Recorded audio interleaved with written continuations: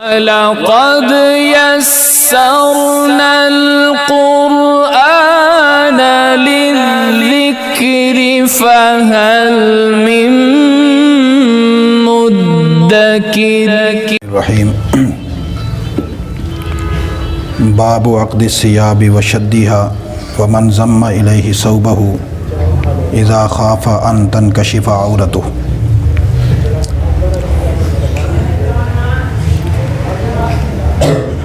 امام بخاری رحمۃ اللہ تعالی علیہ نے اس باب کو عنوان دیا ہے کپڑے کا باندھنا، یا اس کے ساتھ کوئی دوسرا اور کپڑا ملا لینا جب آدمی کو یہ خوف ہو کہ اس کا جو سطر ہے وہ منکشف ہو جائے گا۔ پردے کے جو مقامات ہیں، سطر کے اور حیا کے جو مقامات ہیں، اگر ان کے حوالے سے آدمی کو خوف ہو کہ نماز کے دوران سجدہ کرتے ہوئے، رکوع کرتے ہوئے یا سجدے اور رکوع سے اٹھتے ہوئے ہمارے پردے والے مقامات ظاہر ہو جائیں گے، تو اس خوف سے بچنے کے لیے اور اس حالت سے بچنے کے لیے کپڑے کو باندھ دینا یا اس کو گرہ لگا لینا، یہ مسئلہ امام بخاری بیان کرنا چاہتے ہیں۔ عام حالات میں چونکہ جیسے ہمارے ہاں قمیص شلوار ہوتی ہے، اس میں تو کشف عورت نہیں ہوتا، چونکہ ظاہر ہے دنیا میں سب سے بہترین اور اچھا لباس قمیص اور شلوار کا ہے، جس میں پردے کے تمام تقاضے اور حیا کے تمام تقاضے پورے ہوتے ہیں۔ بعض دفعہ ایسا ہوتا ہے جیسے اس زمانے میں تھا کہ کپڑے تو تھے نہیں، کسی نے کوئی چادر لپیٹ لی، اوپر والے حصے میں بھی چادر لپیٹی ہوئی ہے، نیچے والے حصے میں بھی۔ اب وہ چادر اتنی چھوٹی ہے کہ اوپر نیچے جاتے ہوئے ممکن ہے کہ انسان کا جسم نظر آ جائے، یا یہ ہے کہ جو نچلا حصہ ہے جسم کا اس میں سے کوئی خاص حصہ نظر آ جائے، تو پھر اس کپڑے کو کسی اچھے طریقے سے باندھ دینا، یا ایک کپڑے کو دوسرے کپڑے کے ساتھ باندھنا، جس سے یہ یقین ہو جائے کہ رکوع سجدہ کرتے ہوئے جسم ننگا نہیں ہوگا۔ اس کو یہ کرنا ضروری ہے، اور صحابہ کرام ایسا کرتے تھے۔ چونکہ اس میں جو حدیث نقل کی ہے وہ حضرت سہل بن سعد کی ہے، وہ کہتے ہیں کہ صحابہ کرام علیہم الرضوان کان الناس یصلون مع النبی صلی اللہ علیہ وسلم، صحابہ کرام رسول اللہ صلی اللہ علیہ وسلم کے ساتھ نماز پڑھتے تھے، اور کپڑا چھوٹا ہونے کی وجہ سے وہ اپنی ازاروں کو اپنی رقاب میں باندھ لیتے تھے۔ چونکہ یہ جو نچلے والا حصہ تھا، اس کپڑے کو وہ اوپر باندھ لیتے تھے یہاں پر، تاکہ ہمارا کپڑا نیچے اتر نہ جائے، کھل نہ جائے۔ اور اس وقت معاملہ یہ تھا کہ آگے صفیں مردوں کی ہوتی تھی، ساتھ ہی پیچھے صفیں عورتوں کی ہوتی تھی، اور عورتوں سے کہہ دیا کرتے تھے اور انہیں کہا ہوا تھا کہ جب مرد مکمل طور پر سجدے سے بیٹھ نہ جائیں اس وقت تک عورتیں اپنا سر سجدے سے نہ اٹھائیں۔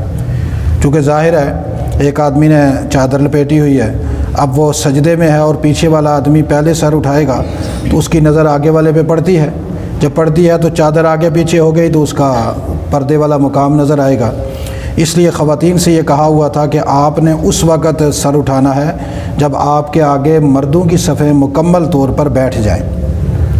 اس سے ایک بات اور بھی سمجھ میں آتی ہے کہ یہ جو ہمارے ہاں آج کل نوجوان بھی اور بڑی عمر کے لوگ بھی پینٹ پہن کر نماز پڑھتے ہیں، اور اسی طریقے سے ٹراؤزر پہن کے نماز پڑھتے ہیں، پھر اوپر وہ آدھی سی شرٹ ہوتی ہے۔ اگر تو ٹراؤزر وغیرہ ہو یا اس طریقے سے کوئی پاجامہ ٹائپ ہو اور اوپر سے قمیص ہو تو پھر تو مسئلہ نہیں ہے، کیونکہ قمیص جو ہے وہ اس کو ڈھانپ لیتی ہے۔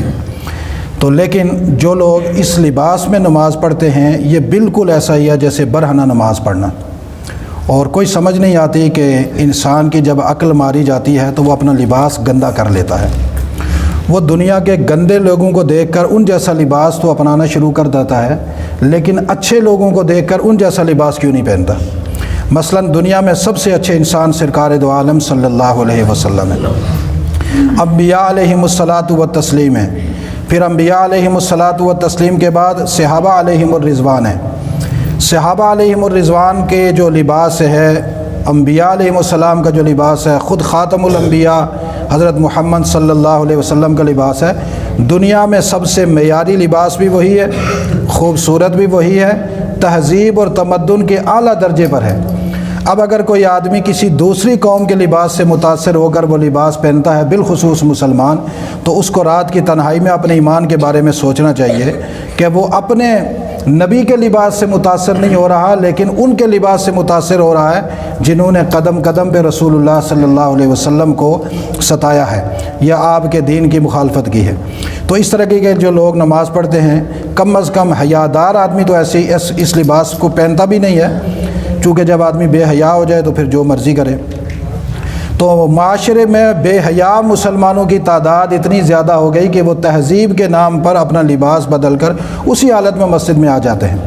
تو کم از کم پیچھے جو آدمی سجدے سے سر اٹھائے تو آگے والے کے سرتر کا جو مقام ہے وہ تو چھپا ہوا ہونا چاہیے۔ آپ خود ذرا حساب لگائیں، دیکھیں کہ جس آدمی کی پینٹ ہوتی ہے اس کا سطر چھپا ہوا ہوتا ہے۔ سطر چھپانے کا مطلب یہ نہیں ہے کہ وہ چمڑی کے اوپر کپڑا آیا ہوا ہو، سطر چھپانے کا مطلب یہ ہوتا ہے کہ وہ جو پارٹ ہیں وہ نظر نہ آئیں۔ پتہ وہ بیچارے بڑے زبردست طریقے سے بڑے شوق سے آتے ہیں، یہ بڑا اچھا لباس پہن کر آئے ہیں۔ تو اس لیے ایک چیز تو یہاں یہ سمجھ لینی چاہیے کہ جس میں سامنے پیچھے والے کو پتہ چل جائے کہ بھائی اس بندے کا جسم کیسا ہے، تو وہ بے حیائی کے اس میں آتا ہے، کشف عورت ہے یہ۔ دوسرا ایک اور چیز پچھلے باب میں بھی یہ تھی اور آگے بھی آ رہی ہے کہ نماز کے دوران کپڑے کو صحیح نہیں کرنا چاہیے۔ اس میں بھی ایک چیز ذہن میں رکھیں کہ بلا ضرورت اپنے کپڑوں کی سیٹنگ نماز میں صحیح نہیں۔ بعض لوگ ہوتے ہیں جن کا جسم بھاری ہوتا ہے یا لباس اس طرح کا ہوتا ہے کہ وہ رکوع سے اٹھتے ہیں تو وہ قمیض پیچھے پھنس جاتی ہے یا بھائی اس میں ہنسنے والی بات نہیں ہے، مسئلہ بتا رہا ہوں، ہر بندے کے ساتھ ہوتا ہے۔ اب وہ قمیض پھنسی ہوئی ہے، وہ کہے کہ یہ جائز نہیں ہے تو یہ صحیح نہیں ہے، بلکہ وہ ایک ہاتھ سے قمیض کو کھینچ کر قمیض کو نکال لے۔ یا ایسے ہی بعض دفعہ ہوتا ہے قمیض اوپر چڑھ جاتی ہے، پنکھا چل رہا ہے اور قمیض پیچھے کی طرف آ جاتی ہے، اوپر اڑ کے آ جاتی ہے، تو اس وقت بھی جو ہے نا وہ آدمی اپنی قمیض کو سیٹ کر سکتا ہے۔ یعنی ضرورت کے وقت جب انسان کا بے پردگی کا معاملہ چل رہا ہو اس وقت وہ اپنے کپڑے کو صحیح کر سکتا ہے، بلا ضرورت کبھی ادھر سے سیٹ کیا کبھی اس طریقے سے سیٹ کیا، اس پہ رسول اللہ صلی اللہ علیہ وسلم نے منع فرمایا ہے۔ دوسرا باب ہے باب التسبیح والدعاء فی السجود۔ یہ بیچ میں نے دو باب اس لیے چھوڑ دیے کہ وہ تفسیر پہلے گزر چکی ہے کہ کپڑوں کو جو ہے نا صحیح نہ کیا جائے اور 7 اعضاء پر سجدہ کیا جائے، وہی بات دوبارہ تکرار کے ساتھ ہے۔ تسبیح کرنا، دعا کرنا سجدے میں، سجدے میں سبحان ربی الاعلیٰ، اسی طریقے سے دعا کرنا اللہ تعالیٰ سے، اس بات کے لیے امام بخاری نے باب باندھا ہے۔ حدثنا مسدد قال حدثنا یحییٰ عن سفیان قال حدثنی منصور عن مسلم عن مسروق عن عائشہ۔ حضرت مسروق سیدہ عائشہ الصدیقہ رضی اللہ تعالیٰ عنہا سے روایت کرتی ہیں، قالت کان النبی صلی اللہ علیہ وسلم یکثر ان یقول فی رکوعہ وسجودہ سبحانک اللہم ربنا وبحمدک اللہم اغفر لی یتأول القرآن۔ رسول اللہ صلی اللہ علیہ وسلم رکوع میں ہوتے یا سجدے میں ہوتے تو کہتے سبحانک اللہم، سبحانک یہ جملہ کہتے سبحانک، پھر کہتے اللہم ربنا وبحمدک، اے ہمارے رب ہم تیری حمد کرتے ہیں، سبحانک اے اللہ تیری ذات پاک ہے۔ یہ تسبیحات ہیں اور اللہ کے لیے حمد ہے، اور پھر ساتھ کہتے اللہم اغفر لی، اے اللہ میری بخشش فرما۔ اور سیدہ نے فرمایا یتأول القرآن، رسول اللہ صلی اللہ علیہ وسلم باقاعدہ قرآن پاک کی تفصیل کرتے تھے، یعنی قرآن پاک میں یہ بات کہی گئی کہ اللہ کی تسبیح کرو، اللہ کی حمد کرو اور اللہ سے دعا کرو، تو اس لیے رسول اللہ صلی اللہ علیہ وسلم قرآن پر عمل کرتے ہوئے اس کی تفصیل کرتے ہوئے نماز میں رکوع اور سجدے میں۔ یہاں سے ایک بات ذہن میں رکھیے گا، رکوع میں تسبیحات ہم پڑھتے ہیں نا سبحان ربی العظیم، اسی طریقے سے سجدے میں پڑھتے ہیں سبحان ربی الاعلیٰ۔ ایسے ہی اگر کوئی آدمی سبحانک اللہ کہہ دے سجدے میں یا رکوع میں، یا اللہم ربنا ولک الحمد کہہ دے، اللہم ربنا وبحمدک کہہ دے، تو یہ بھی جائز ہے، اس میں بھی کوئی مسئلہ نہیں ہے، چونکہ یہ سجدے میں اللہ کی حمد، اللہ کی تعریف اور اللہ کے۔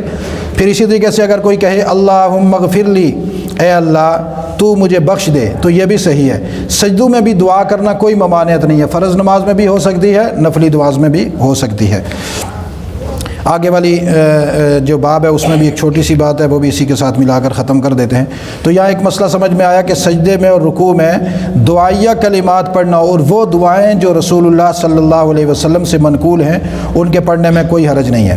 اللہم اغفر لی، اے اللہ میری بخشش فرما، یہ بھی دعا ہے اور رسول اللہ نے پڑھی ہے۔ جب رسول اللہ نے پڑھی ہے اور سیدہ عائشہ صدیقہ رضی اللہ تعالیٰ عنہا نے نقل کی ہے تو پھر اس کے بعد کسی اور کی رائے کا اعتبار نہیں ہے۔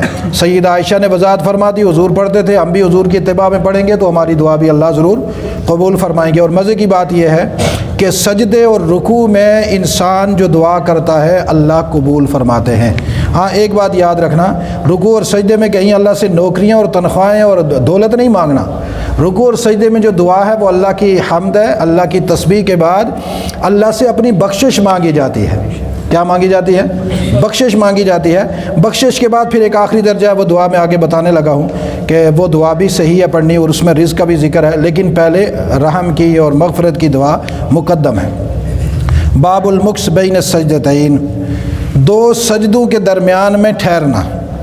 یہ جو ہم سجدہ کرتے ہیں، پہلا سجدہ اور پھر اس کے بعد دوسرا سجدہ، تو دونوں سجدوں کے درمیان میں کچھ دیر کے لیے ٹھہرنا، یہ جو ہے یہ اتنی مقدار میں بندے کو ٹھہرنا چاہیے کہ جتنی مقدار میں بندے نے سجدہ کیا ہے۔ جتنی دیر آدمی سجدہ کر کے 3 دفعہ سبحان ربی الاعلیٰ پڑھتا ہے، اتنی دیر میں دونوں سجدوں کے درمیان بھی رکنا چاہیے۔ یہ بات پہلے بھی بیان ہوئی تھی۔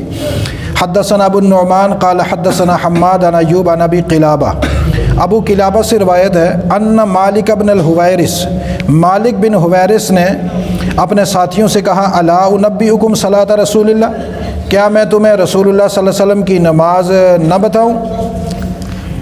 اب یہ کہتے ہیں ابو قلابہ کہ وذاک فی غیر حین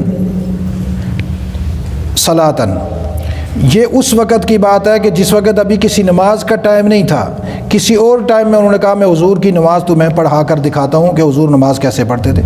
فقامہ، انہوں نے قیام کیا، ثم رکع، پھر آپ نے رکوع کیا، فکبر، تکبیر کہی، ثم رفع رأسہ، پھر آپ نے رکوع سے سر اٹھایا، فقام حنیۃً، اور پھر کچھ دیر رکے رہے، کچھ دیر، حنیہ کہتے ہیں قلیل دیر میں، تھوڑی دیر کے لیے رکے رہے، ثم سجدہ، پھر آپ نے سجدہ کیا، ثم رفع رأسہ، پھر آپ نے سر اٹھایا، حنیۃً، سجدے سے تھوڑی دیر کے لیے پھر رکے، ثم سجدہ، پھر سجدہ کیا، ثم رفع رأسہ حنیہ، فصلی، اور یوں کر کے انہوں نے نماز پوری کر لی۔ اب کہتے ہیں کہ انہوں نے جو نماز پڑھائی یہ عمرو بن سلمہ کی طرح نماز پڑھائی، فصلی صلاۃ عمرو بن سلمہ شیخنا ھذا، یہ جو ہمارے شیخ عمرو بن سلمہ صحابی رسول ہیں، یہ بھی اسی طرح ہمیں نماز پڑھاتے تھے۔ قال ایوب، اور ایوب کہتے ہیں کان یفعل شیئا لم ارہم یفعلونہ، ایک چیز ہم نے ان میں یہ دیکھی کہ جو باقی لوگوں میں نہیں دیکھی تھی، کان یقعد فی الثالثۃ او الرابعۃ، وہ تھوڑی دیر بیٹھتے تھے تیسرے رکعت میں یا چوتھی میں۔ فاتینا النبی صلی اللہ علیہ وسلم، یہ ابو ایوب کہتے ہیں کہ ہم رسول اللہ صلی اللہ علیہ وسلم کے پاس آئے، فاقمنا عنده، اور کچھ دن آپ صلی اللہ علیہ وسلم کے پاس ہم ٹھہرے۔ فقال، تو بعد میں حضور نے فرمایا لو رجعتم الی اہالیکم، اگر تم آپ لوگ اپنے گھروں کی طرف جانا چاہتے ہو تو چلے جاؤ، صلو صلاۃ قضا فی حین قضا، صلو صلاۃ قضا فی حین قضا، بس یوں جیسے تم نے یہاں نمازیں پڑھی ہیں نا، ویسے ہی وہاں پر بھی جا کر نمازیں خود بھی پڑھنا اور لوگوں کو بھی پڑھانا۔ فَإِذَا حَضَرَتِ الصَّلَاةُ، جب نماز کا وقت آ جائے، فَلْيُؤَذِّنْ أَحَدُكُمْ، تم میں سے کوئی ایک آدمی اذان دے، وَلْيَؤُمَّكُمْ أَكْبَرُكُمْ، اور تم میں جو بڑا ہو عمر میں بھی، علم میں بھی، تقوی میں بھی، وہ جماعت کروائے۔ اب یہ بات یہاں پر دیکھیے، حضور علیہ السلام نے ان کو کہا جب اپنے گھروں میں جاؤ گے تو وہاں پر تم اسی طرح نماز پڑھنا، فلاں فلاں وقت میں خود بھی پڑھنا، لوگوں کو بھی، لیکن جب نماز کا وقت آ جائے تو کوئی ایک آدمی اذان دے دے۔ اس سے معلوم ہوا کہ اذان کوئی بھی آدمی دے سکتا ہے جس کو اذان دینی آتی ہو، لیکن جماعت ہر کوئی نہیں کروا سکتا، جماعت ہر کوئی، اسی لیے کہا وَلْيَؤُمَّكُمْ أَكْبَرُكُمْ، جو تم میں بڑا ہو، بزرگی میں بھی، علم میں بھی، عمر میں بھی، وہ جماعت کروائے۔ ہمارے یہاں آج کل ایک مسئلہ لوگ بیان کرتے ہیں، کہتے ہیں کہ کوئی بھی آدمی جماعت کروا سکتا ہے، تمہیں کیا ضرورت ہے مولویوں کی محتاجی کی، لہٰذا ہر بندے کو اس قابل ہونا چاہیے کہ وہ جماعت کروائے۔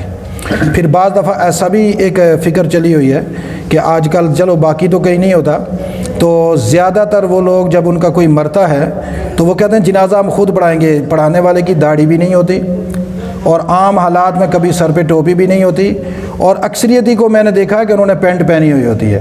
رب محمد کی قسم، جس نے رسول اللہ کو سچا خاتم النبیین بنا کر بھیجا ہے، داڑھی مونڈنے والے کا امام بننا حرام ہے۔ وہ داڑھی مونڈنے والا اور کتروانے والا نماز نہیں پڑھا سکتا، نماز ہوتی ہی نہیں ہے۔ اگر وہ امامت کروائے گا تو نماز ہوگی نہیں، اس لیے کہ وہ فاسق فاجر کا اعلیٰ درجہ حاصل کیے ہوئے ہے، فسق اور فجور کا۔ داڑھی منڈا لانتی ہوتا ہے، لانتی کے پیچھے کسی طرح نماز نہیں ہوتی۔ ایک بات، وہ اس کی اپنی نماز نہیں ہو رہی ہوتی تو وہ دوسروں کی نماز کیسے صحیح کروائے گا؟ اسی طریقے سے ہر آدمی جب منصب امامت پر کھڑا نہیں ہو سکتا۔ اگر ہر آدمی منصب امامت پر کھڑا ہوتا تو رسول اللہ صلی اللہ علیہ وسلم جن دنوں میں بیمار تھے، ایک نماز کے لیے ابو بکر کو کھڑا کر دیتے، ایک نماز کے لیے عمر کو کھڑا کر دیتے، ایک نماز کے لیے عثمان کو کھڑا کر دیتے، ایک نماز کے لیے علی کو کھڑا کر دیتے، ایک نماز کے لیے کسی اور صحابی کو کھڑا کر دیتے۔ پھر کہتے بھائی تم میں سے کوئی بھی آدمی، لیکن بار بار سیدہ کے کہنے کے باوجود حضور نے فرمایا سب صحابہ میں اکبر چونکہ صدیق اکبر ہے، اس لیے سب کی موجودگی میں ابو بکر کے ہوتے ہوئے کیسے کوئی نماز پڑھا سکتا ہے؟ رب کو بھی یہ منظور نہیں ہے، میں محمد کو بھی منظور نہیں ہے، تقدیر کو بھی منظور نہیں ہے، لہٰذا ابو بکر ہی کو کہو وہی نماز پڑھائی۔ اسی طریقے سے قوم میں جو جماعت کی اہلیت کا عامل ہے اس کو دین کے مسائل آنا چاہیے، عالم ہونا چاہیے، تقوی میں سب سے زیادہ ہونا چاہیے، عمر میں بھی بڑا ہو تو اس کو زیادہ فضیلت حاصل ہوگی۔ یہ جو ہر آدمی جماعت کے لیے کھڑا ہو جاتا ہے یہ بھی صحیح نہیں۔ بعض دفعہ ہوتے ہیں کہتے ہیں 2 بندے ہوں تب بھی جماعت کروا لیں، پہلے وہ 2 بندے دیکھے تو صحیح جماعت کروانے کے اہل بھی ہے یا نہیں۔ اگر وہ آدمی عام حالات میں فاسق فاجر ہے، پینٹ پہنتا ہے، سر پہ ٹوپی نہیں پہنتا، ننگی حالات اور پھر اسی طریقے سے داڑھی منڈی ہوئی ہے، وہ دوسرے کو جماعت نہیں کروا سکتا، چونکہ یہ منصب امامت کی توہین ہے۔ ہر لنڈی بچی کو اگر آدمی مصلی پہ کھڑا کر دے تو یہ منصب امامت کی توہین ہے۔ منصب امامت اللہ نے نبوت کی نیابت میں رکھا ہے اور نبی کا نائب ہی امامت کروا سکتا ہے۔ اس لیے ہر جگہ جہاں آپ لوگ جاتے ہیں نا، کوئی جماعت کروا رہا ہو تو ہر کسی کے پیچھے نہ کھڑے ہو جایا کرو کہ وہ جماعت ہو رہی ہے تو چلو جماعت کی فضیلت حاصل کر لیں۔ فضیلت حاصل کرتے کرتے جماعت ہی ضائع ہو جائے گی، نماز ہی ضائع ہو جائے گی۔ تنہا نماز پڑھ لو، لیکن دیکھو امام جو آگے نماز پڑھا رہا ہے، بالخصوص سفر میں یہ ہوتا ہے، وہ نماز پڑھانے کے قابل ہے بھی یا نہیں؟ نماز پڑھانے کے قابل ہے بھی یا نہیں؟ اور لوگ نماز پڑھانے کے اگر وہ قابل ہے، امامت کی شرائط ہے، اس کے پیچھے نماز پڑھو، نہیں تو اپنی تنہا نماز پڑھو۔ اب یہ آپ یہ دیکھیں مثال کے طور پر، ابھی وہ ایک پاکستان میں آیا ہوا ہے ملا کردی، کیا ہے پتہ نہیں، وہ اسے داڑھی بھی رکھی ہے، لوگ کہتے ہیں جی مولانا ہے۔ کل کسی نے مجھے ویڈیو بھیجی، وہ اونٹ پیشاب کر رہا ہے، اس کے نیچے اس نے وہ کٹورا رکھ کر اس میں دودھ رکھ کر وہ پی رہا ہے، پھر کہتے ہیں جی کہ یہ بہت بڑا کامل آدمی ہے، گونگوں کو چٹکی میں ٹھیک کرتا ہے۔ آپ مجھے بتائیں جو اونٹ کے پیچھے منہ لگا کر پیشاب پیے، کل وہ کہیں جماعت بھی کروائے گا تو لوگ اس کے پیچھے نماز پڑھیں گے؟ یہ سارے سینیٹر طلحہ چلا سب اس کے پیچھے نماز پڑھیں گے، اور اسپیکر لاؤڈ اسپیکر جو بھی ہے جن کے گھروں میں گھوم رہے ہیں، ڈرامے پتہ نہیں کس طرح لوگ بھی، تو وہ اس کے پیچھے بھاگنا شروع ہو جاتے ہیں، جی بڑا وہ یہ ہے وہ ہے۔ تو اس لیے بندے کی حیت بھی دیکھ لینی چاہیے، اس کی ظاہری شخصیت، قد و کاٹ، خد و خال، اس کی حیت ظاہرہ، اور کم از کم اس کو دیکھ تو لے وہ ہے کس قسم کھاتے کا۔ تو اس لیے ایک بات اصول یاد رکھیں کہ جماعت کا امامت کرنے کا حق ہر کسی کو نہیں، بلکہ جماعت کے لیے کچھ شرائط شریعت نے بتائیے ہیں، اور انہی شرائط کے مطابق جو آدمی امام بنے گا سو وہی امام بنے گا۔ اب یہاں پر ایک چیز اور کہ 2 سجدوں کے درمیان میں جو وقفہ ہے، یہ پچھلے دنوں میں بھی کسی نے مجھے پوچھا تھا، اور مسئلے کے طور پر جیسے لوگ واٹس ایپ پہ پوچھتے رہتے ہیں، ابھی آپ لوگ بھی نوٹ کر لیں اسی حدیث کے ضمن میں، 2 سجدوں کے درمیان میں جو وقفہ ہے، اس کے درمیان میں کوئی دعا وغیرہ اگر سجدے میں تو جائز ہے، جیسے ابھی بتا دیا روایت میں آگے، پہلا سجدہ کیا، دوسرے سجدے کے درمیان میں جو جگہ، اس میں کوئی دعا پڑھنی جائز ہے یا نہیں؟ ابو داود شریف کی روایت ہے، اس میں یہ دعا ہے، اللہم اغفر لی ورحمنی وعافنی وحدنی ورزقنی۔ حضور علیہ السلام نے یہ دعا پڑھی، اے اللہ تو میری بخشش فرما، مجھ پہ رحم فرما، میرے ساتھ عافیت والا معاملہ فرما، اور مجھے راہ راست پر استقامت دے، اور مجھے وافر مقدار میں اپنی طرف سے رزق عطا فرما۔ چونکہ بخشنے والا بھی کون ہے؟ رحم کرنے والا کون ہے؟ عافیت دینے والا کون ہے؟ ہدایت دینے والا کون ہے؟ رزق دینے والا اللہ۔ تو اس لیے دو سجدوں کے درمیان میں ابو داؤد شریف میں یہ روایت ہے کہ رسول اللہ صلی اللہ علیہ وسلم نے دو سجدوں کے درمیان میں یہ دعا پڑھی. تو آپ لوگ یہ دعا یاد رکھو، یاد کرو اور پڑھا کرو. چونکہ فقہ حنفی میں تو اس کی گنجائش نہیں ہے، اور لیکن چونکہ شافعیہ میں اور حنابلہ میں گنجائش ہے، تو یہاں فقہ کی مسئلہ ہی نہیں ہے، مسئلہ رسول اللہ کا ہے. رسول اللہ نے پڑھی ہے تو ہم پڑھیں گے. بات سمجھ میں آ گئی؟ رسول اللہ نے پڑھی ہے تو ہم پڑھیں گے. رسول اللہ سے بڑا امام ہمارا کوئی بھی نہیں ہے. لہٰذا جب حدیث صحیح حدیث میں آ گیا رسول اللہ نے پڑھی ہے تو ہم انشاءاللہ پڑھیں گے، اور پڑھنا ہی زیادہ بہتر ہے، پڑھنا ہی زیادہ بہتر ہے. تو اس میں آپ پڑھیں گے انشاءاللہ، اللہ بخشش بھی فرمائے گا، رحم بھی فرمائے گا، عافیت والا معاملہ بھی، ہدایت پر بھی رہیں گے، اور اللہ رزق میں کسی کا محتاج بھی نہیں کرے گا. اللہ رزق میں کسی سے، ہمیشہ یاد رکھو جب بھی اللہ سے دعا مانگو تو پہلی نمبر پہ رزق مت مانگا کرو، سب سے پہلے بخشش مانگا کرو. کیا مانگنا چاہیے؟ بخشش. اور پھر اللہ سے رحم، اے اللہ بخش بھی دے، رحم بھی فرما. اس کے بعد پھر عافیت والا معاملہ، جب اللہ بخش دے گا، رحم فرمائے گا تو عافیت بھی آتی جائے گی. اس کے بعد پھر اللہ تو ہمیں ہدایت پر استقامت بھی دے، ہدایت بھی نصیب فرما، بے ہدایتیں ہم نہ پھریں. آخر میں جا کر کہیں یا اللہ اب دنیا میں رہتے ہوئے ہدایت کے ساتھ ساتھ رزق حلال بھی تو چاہیے، اے اللہ رزق حلال عطا فرما. اللہ تعالیٰ غیب کے خزانوں سے پھر رزق حلال عطا فرماتے ہیں. اللہ تعالیٰ ہمیں عمل کی توفیق نصیب فرمائے، اور ہمیں احادیث کے مطابق دین پر عمل کرنے کی توفیق نصیب فرمائے. لقد يسرنا القرآن للذكر فهل من مدكر